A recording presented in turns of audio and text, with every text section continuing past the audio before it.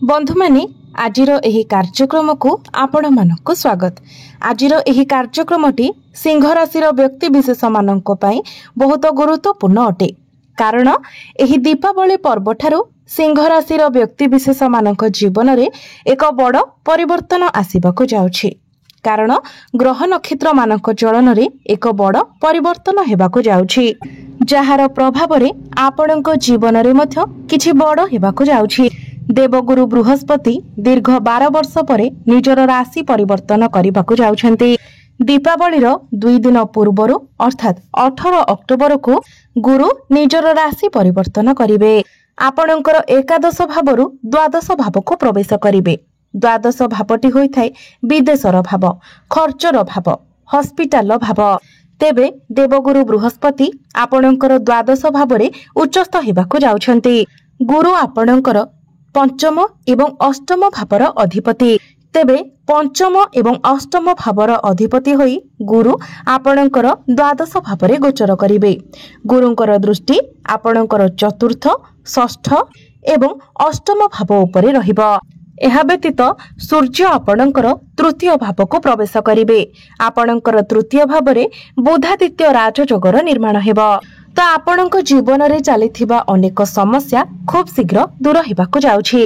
पुनर्बार आपणक जीवन को खुशी फेरिबाकू जाउछि। तेबे आसंतु जानिबा एही पवित्र दीपावली पर्व ठारू आपणक जीवन रे कोन सबु बड़ परिवर्तन हेबाकू जाउछि। तेबे बंधु माने भिडियोटी रे आगको बढ़िबा पूर्वरु आपणकर मध्य जदि सिंह राशि होइथाय तो भिडियोटी को लाइक करी चैनल टी को सब्सक्राइब करि दियंतु एवं कमेंट बॉक्स रे भक्ति एवं श्रद्धार सहित जय श्री जगन्नाथ, जय मां लक्ष्मी निश्चय लिखंतु। तो बंधु माने आसंतु आरंभ करिबा आजिर एही कार्यक्रम को, जहा आपणकर जन्म राशि तथा चंद्र राशि उपरे आधारित अटे।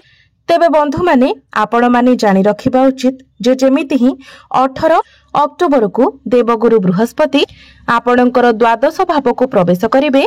आपणक जीवन रे 5टी बड़ घटना घटिबाकू जाउछि। गुरु आपणकर द्वादश भावरे उच्चस्थ हेउछन्ति। तो विद्यार्थी मानक पई एक सुवर्ण सुजोग मिलिबाकू जाउछि। जो माने निजर पाठ पढ़ा को नै विदेश यात्रा करबाकू चाहुथिले, दूर यात्रा करबाकू चाहुथिले, सेमानकर स्वप्न पूर्ण हेबाकू जाउछि। कारण द्वादश भावटी होइथाय विदेशर भाव। विद्यार्थी माने निजर पाठ पढ़ा क्षेत्र रे किछि ना किछि परिवर्तन मध्य करि पारंती।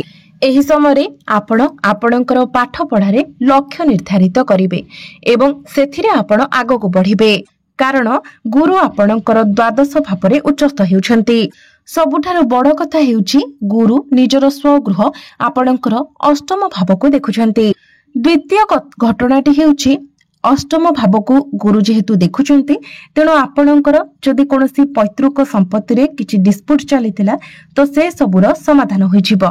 पैतृक संपत्ति रु आपणको लाभ प्राप्ति हेबो।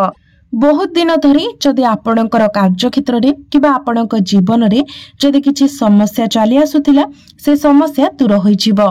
आपणको सेही समस्या रु बाहरिबा पई किछि ना किछि बाट मिलिजिबो। तृतीय घटनाटी हेउछि जेहेतु द्वादश भावटी हॉस्पिटल भाव, तेणु जदि आपण कोनोसी हॉस्पिटल ले काम करूछंती, मेडिकल लाइन ले काम करूछंती, जदि आपण डॉक्टर अछंती किबा किछि भी आपण काम करूछंती जहा कि हॉस्पिटल सहित रिलेटेड अटे, तो गुरु आपणको ए सब क्षेत्र रे ग्रोथ देबे।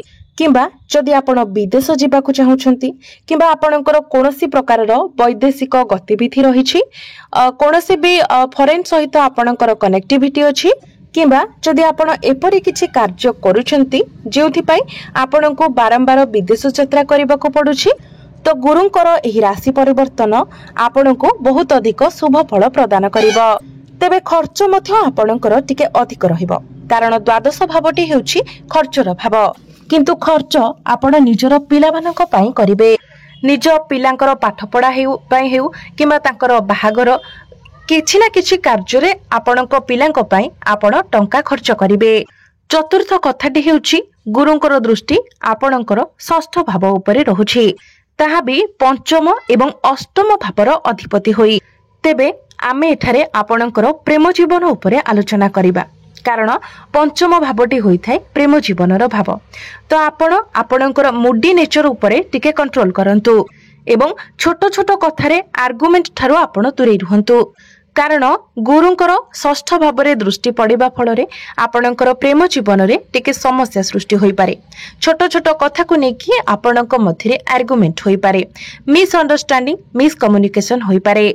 किंतु गुरु जेहेतु उच्चस्थ अछंती तो आपण निजर भूल को बुझी पारिबे। षष्ठ भावटी होई थाए रोग ऋण एवं शत्रुर भाव। तो जेहेतु आपणकर षष्ठ भावटी एक्टिव हेउछि, गुरुंकर दृष्टि षष्ठ भाव उपरे रहुछि, तेणु आपणक विरुद्ध रे किछि पॉलिटिक्स मते होई पारे। आपणकर शत्रु संख्या वृद्धि होई पारे।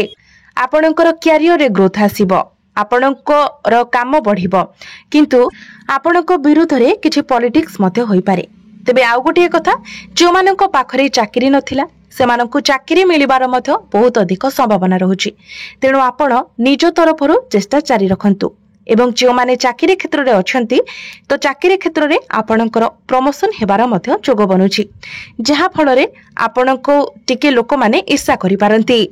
तेबे आपण अन्य सबु पॉलिटिक्स ठारू अन्य सबु बाज्य कथा ठारू दूरे रहिबा ही आपणक पई भलो हेबो। तेबे शनि आपणकर अष्टम भाव में गोचर करुछंती। शनिकर दृष्टि आपणकर द्वितीय एवं पंचम भाव उपरे रहुछि। तो संतान पक्ष को लेकी एही दीपावली परठारो आपणको बहुत शुभ फल प्राप्ति हेबो। जो माने संतान सुखर कामना करुथिले सेमानंकु संतान सुख प्राप्ति हेबो। दीपावली परठारो आपणकर फैमिली प्लानिंग पई समय बहुत भल रहिबो, कारण गुरुंकर दृष्टि आपणकर चतुर्थ भाव उपरे मध्य रहुछि, जहा फल रे एही दीपावली परे आपण कोनोसी बड़ जिनिस किणाकिणी करि पारंती, कारण चतुर्थ भावटी होइथाय समस्त प्रकारर भौतिक सुखर भाव। तो ही दीपावली परठारो आपणकु सुख प्राप्ति हेबो। एही दीपावली परे आपण भूमि जमी प्रॉपर्टी इत्यादि रे डील करि पारंती, नूतन जान वाहन किनि पारंती किंबा नूतन गृह इत्यादि। पूर्वरु जदि आपण किछि किणाकिणी करिबा पई चाहुथिले जहा आपण करि पारु नथिले, एही दीपावली परे आपणकर सेही स्वप्न पूर्ण हेबो। आपणक घर परिवार रे हस खुशीर माहौल लागि रहिबो। एही दीपावली परे आपण कोनोसी धार्मिक यात्रा करि पारंती किंबा दूर यात्रा करि पारंती। धार्मिक कार्यकलाप रे आपण निजर अर्थ विनियोग करिवे। आपणकर मन धर्म आडको अग्रसर हेबो। विद्यार्थी मानक पाई मध्य एही दीपावली परठारो शुभ समय आरंभ हेबाकु जाउछि। आपणकर पाठ पढ़ारे आग्रह बढ़िबो, आपणकर इंटरेस्ट बढ़िबो। पूर्वरु जदि आपणकर पाठ पढ़ारे मन लागु नथिला तो आपणकर मन रे एकाग्रता आसीबो।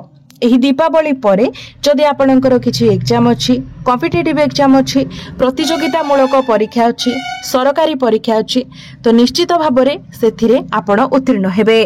किंतु बंधु माने एही दीपावली परे आपणको टिके आपणकर स्वास्थ्य प्रति जत्नवान रहिबार अछि, कारण आपणकर राशिर अधिपति सूर्य आपणकर तृतीय भावरे निचस्थ होइजिबे। तृतीय भावटी को मध्य कुंडली रे भल माना जाय न थाए। तेणु एही दीपावली परे आपणको आपणकर खाद्यपेय आपणकर स्वास्थ्यर टिके विशेष ध्यान रखिबार अछि।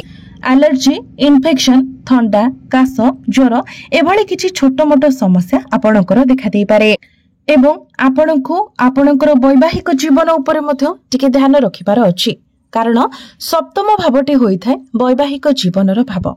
आपणक सप्तम भावर अधिपति हेउछंती शनि। शनि आपणकर अष्टम भावरे गोचर करूछंती। अष्टम भावटी को कुंडली रे भल बोली माना जाय न थाए एवं आपणकर सप्तम भावरे मध्य राहु गोचर करूछंती। राहु को पापी ग्रह बोली कुहा जाय थाए। तो ही दीपावली परे आपणको आपणकर वैवाहिक जीवन उपरे मध्य टिके विशेष ध्यान रखिबार अछि। आपणक मध्यरे मिसअंडरस्टैंडिंग मिसकम्युनिकेशन होई पारे।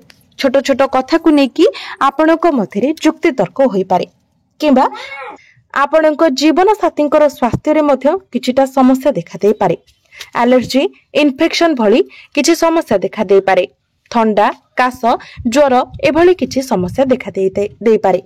तो ए सब प्रति आपणको टिके जत्नवान रहिबार अछि, नचेत आपणकर भाग्य आपणकर कैरियर आपणकर बिजनेस आपणकर पाठ पढ़ा ए सब क्षेत्र रे किंतु दीपावली परठारु बहुत अधिक उन्नति मिलिबाको जाउछि। ए सब क्षेत्र रे आपणको बहुत अधिक ग्रोथ मिलिबाको जाउछि।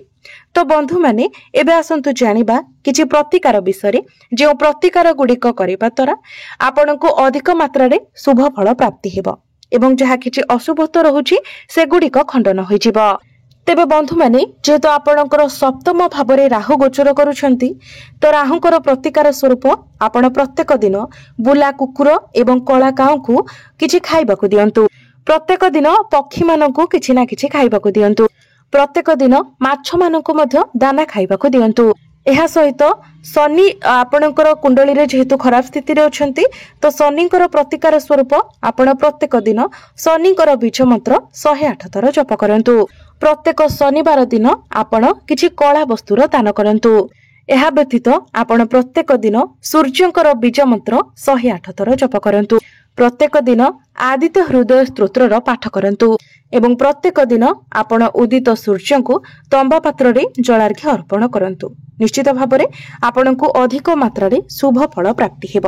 ତେବେ ବନ୍ଧୁମାନେ, ଆପଣଙ୍କର ଜୀବନ ମଙ୍ଗଳମୟ ହେଉ, ଏହା ହିଁ ଈଶ୍ୱରଙ୍କ ନିକଟରେ ମୋର ପ୍ରାର୍ଥନା। ଧନ୍ୟବାଦ।